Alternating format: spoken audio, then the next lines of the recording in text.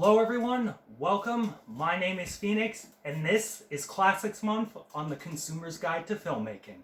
The Thin Red Line, 1998, Terrence Malick. This film tells the story of a young infantryman named Edward Witt. Having gone AWOL, he is discovered by a patrol boat on an isolated island.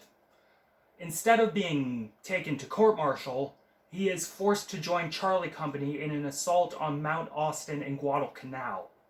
During his battle there with Charlie Company, Edward must face the rigors of war in order to get back home and find peace. I think this movie is a bit of a stepping stone for Malick. A bump in the road. I don't mean anything bad by this. It's very good. It is an engaging film about the struggle to remain human and strong during times of war. But this is definitely not the Malick I've come to love. What I mean when I say this film is like a bump in the road or a stepping stone is that Malick is trying to find a voice here. He's trying to develop a style, and he isn't quite there yet. I find this most apparent with the shot composition of the movie and the way the plot is paced and presented. This is a fairly linear narrative, and it has a beginning, middle, and end point, more or less. It isn't like The Tree of Life or Knight of Cups, where we're highly abstract and ethereal in nature. It just sort of starts and it just sort of ends. Further, many of the dialogue and conversation sequences in this movie are fairly standard in their presentation. A lot of shot, reverse shot, and that was kind of disappointing. It's almost like I wasn't watching a Malick movie at times. I thought I was watching Spielberg, or Kubrick, or even Coppola. There were only a few shots and sequences, cinematography-wise, that felt like a Terrence Malick movie. But much of the presentation from other perspectives were very much Terrence Malick.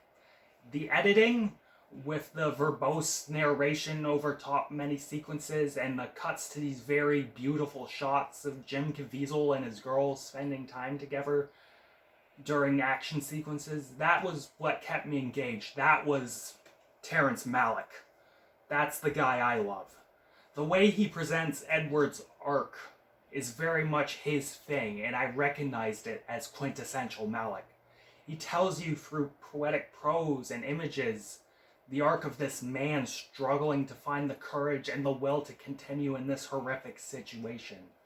If there is a really major issue I had, besides any of the stuff I mentioned above, I would say there's a lack of focus with the film. It has that issue I find with war dramas, where there are just too many fucking characters, and they are all fighting for screen time, and it is hard to keep track of all these arcs. Like, I could get behind Jim Caviezel, I could get behind Sean Penn and Nick Nolte, and the commander guy Nick Nolte screwed over. I understood all that. They were interesting, but that's about all I could follow. If they nailed it down more, cut out some of the stuff that wasn't as engaging, I probably would have liked it. Further, and this doesn't affect the film much, it's just really an observation, there were some really big A-list actors in this movie that just sort of showed up for 5 minutes, then fucked off. John Travolta was there for a bit, and I was like, what's up, John? How you doing? And then George Clooney was there for a bit, and I was like, fucking hell, George, what's up? Like, cool, they were in the movie, but then they left. I was like, okay then. Whatever. In conclusion, while I think this was merely a glimpse of things to come for Terrence Malick, I think The Thin Red Line is a solid, engaging drama, and if you like your war movies, this one I think is a must for you. Recommended. And I'm feeling an 8 to an 8.5 out of 10 on this one. It's closer to an 8 than an 8.5, but it's strong elements. Its really strong elements were what kept me engaged. Stefan, take it away. Yo, this your boy Stefan, And if you made it to this part of the video, you know you just watched another fly-ass review by my man Phoenix.